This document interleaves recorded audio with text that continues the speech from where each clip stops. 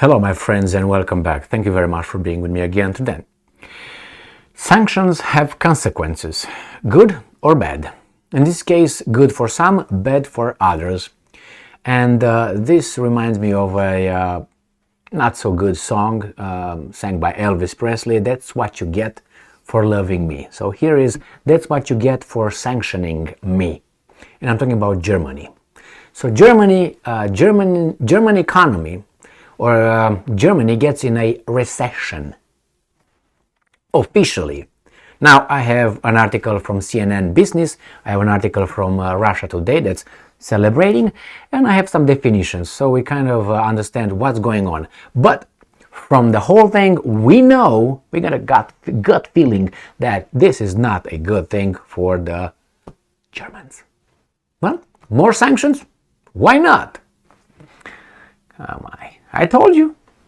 But anyway, so Yahoo Finance, this comes from CNN Business. Germany falls into recession as consumers in Europe's biggest economy spend less. So I said, okay, I know what it is, but just for the sake, recession, a period of temporary economic decline during which trade and industrial activity are reduced. That means you're not producing shit. You just massage your wooden legs, that's all. Generally identified by a fall in gross domestic product in two successive quarters. I think these guys have been doing this for the past year and a half. And I said, okay, let's go here. You don't want this. So this is from Investopedia. Recession, what is it and what causes it? So the same thing, a recession is a significant, widespread and prolonged downturn in economic activity. A common rule of thumb is that 2 consecutive quarters of negative gross domestic product growth means recession, although more complex formulas are also used. So I went down here, where I'm just going to read you another paragraph. The declines in economic output and employment that recessions cause can become self-perpetuating. For example, declining consumer demand can prompt companies to lay off staff, people, which affects consumer spending power, which can further weaken consumer demand. Okay, so let's get back to where we belonged, right? Get back, right? Is that the Beatles song, Get Back? To where we belong. So, Germany has slipped into recession as last year's energy price shock takes its toll on consumer spending. Why are the energy prices high? I wonder. Do we know the answer? Yes, we do. It's because we don't have a renewable, right? Maybe if we have more renewable, then this will slow down and get down, right? I think that's the whole scheme here, just so you know. Make the fossil fuel energy expensive by not importing it, for instance, or make it hard to, imposing certain kind of caps or whatever. And then you say, well, the energy is very expensive. What should we do? How about renewable? Because renewable right now is even cheaper for the population. Why? Because the government will subsidize it.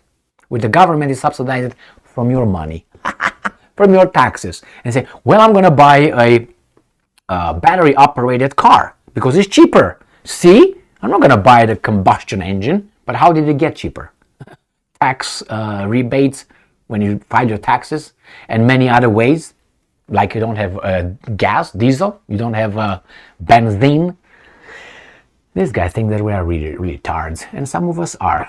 Now, output in Europe's largest economy, not for long, dropped 0.3% in the first 3 months of the year, following a 0.5% contraction at the end of 2022. Official data showed Thursday. Now, official, okay? The Federal Statistics Office downgraded its previous estimate of 0 growth in gross domestic product compared with the previous quarter. A recession is defined as 2 consecutive quarters of declining output. And I'm quoting, the persistence of high price increases, why, continued to be a burden on the German economy at the start of the year. End quote. The official said, and I'm quoting again, this was particularly reflected in household final consumption expenditure, which was down 1.2% in the first quarter of 2023. Well.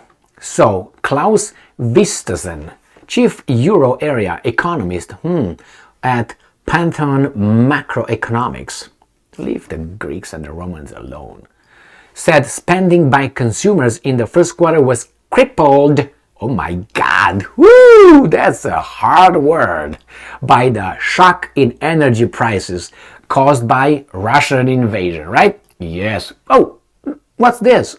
European energy prices were already rising when Russia's invasion in Ukraine in February last year sent them soaring to record highs. Why? Sanctions. That's what you get for loving me, right? Moscow then went on to throttle gas supplies to European countries, prompting Germany to declare an emergency. So Moscow was the one. Okay, all right, the problem. So it's about natural gas here. All right. So let's see. Olaf Scholz described the outlook for the economy as very good. Yeah, why not? Pointing the measures his government has taken in recent months to expand renewable energy production and attract foreign workers. So you're going to flood them with immigrants? Oh my God. So these guys are creating a problem and then they provide the answer and say, well, if we don't do that, our standard of living is going to decrease. Wir müssen. We must do that. No, you don't have to do that. You created the problem and now you bring me only that, solution? No. It's like when people ask you, I'm going to bring this in, like Trump, he does. Anyway, bring this in. Well, how was this universe created? And you say, well, I don't know. See? You don't know. It was this. That's not the only option. That if I don't know, it means that what you come with is the only option. Or if these guys come with the Big Bang theory, or these are not the only two options. Can we say we don't know? No, because they know. So the same here. Importing immigrants not from Europe, especially from other continents, it's a good thing. That's going to solve the problem that we created. Oh, renewable. Oh, maybe if we go, that's cheaper to produce renewable energy, than the fossil fuels. The fossil fuels don't work. They're too expensive. Those are a little bit cheaper. Why? Because you inflated that price by not buying it anymore. I'm not going to buy it. I'm going to get you the same way as I said with the guns. They're not going to screw our Second Amendment. Oh, you can own your guns how much you want, but you're not going to have bullets. A bullet is going to cost $1,000 a bullet. How many bullets are going to have? 3. They didn't infringe anything. How they can make that? With taxes, and these incentives. So the same with the guns. They can make the guns very expensive. They didn't infringe anything. The same with the cars. They don't want you to drive a combustion engine car. They can make it with taxes and all that. You can't even look at it. That's how expensive. And you're going to buy, instead of buying a $200,000 Ford Escort with a combustion engine, you're going to buy, a GB Kappa Loco battery owned, a little ticky that you have to plug in every 250 kilometers or miles. And you're like, wait an hour for it to suck energy. All right? And they say, well, that's only $100,000. Jiki Chika Pakalaka compared with Ford Escort. Ford Escort is going to be $200,000. What is this? A gallon of gasoline is going to be, let's say, $200 a gallon. But plugging it in is going to be not $200. It's going to be, let's say, comparable $50, whatever. Let's make it wattage proportionate with this or whatever. You know what I mean. So this is it, my friends. Germany got what it was normal to happen. I mean, who didn't expect this is just a teenager, infantile, I think. And the problem is, those economists, those guys over there, smart guys, they knew. So that's, premeditated.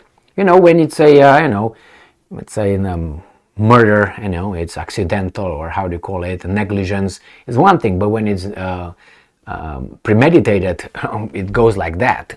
You go like this a long period of time or longer. So it was obvious. I told you this when this guy started imposing the first sanctions, and it was last year, probably in April or so, March, April, when they started imposing sanctions on the Russians, and we're going to wane away, we're going to be independent, we're not going to do this, we don't need your oil, don't need your gas, keep it over there, we're going to buy it extra money from the Americans, liquefied natural gas, we're going to build all those, how they call them, where they come and drop it, suck it, and you know what I mean? Suck it seems to be the word today. It's not related to anything. Terminals, that's how they call them, where they dump. Anyway, so that's what it is. Buy it more expensive because it's from our friends that now the other guys cannot blackmail us, but these guys can now. But no, they are our friends because they have troops on our territory because we asked them to come to defend us against the... Who are you defending us against? Oh, Russia. And who else are you defending against us? Iran and Iran. Okay? And who else? Oh, we'll wait and see. Okay, we wait and see. They're going to let us who we're going to hate next. Who are the bad dudes? China, probably, which is already at the border, and so on. Borderline. And maybe, I don't know, we start over the whole cycle with Yugoslavia, which is Serbia now. Kri, kri, kri, kri, kri, kri, kri. Minal. You got that? All right, good. Thank you very much for being with me again today. Things were going to go bad here too. And these guys are going to point towards Putin. Well, point as much as you want and vote for the right people again. Stay strong, stay smart, look for the truth, and be just. Don't cry. Go and work. Go and drink your beer. Watch your stupid game. Not you. You're with me right now in a minute, 12 or something, 13. So you're with me. Go and buy your beer. Watch your View or what's the other one? Other weasels over there. Watch your little games. Consume. Order on Amazon.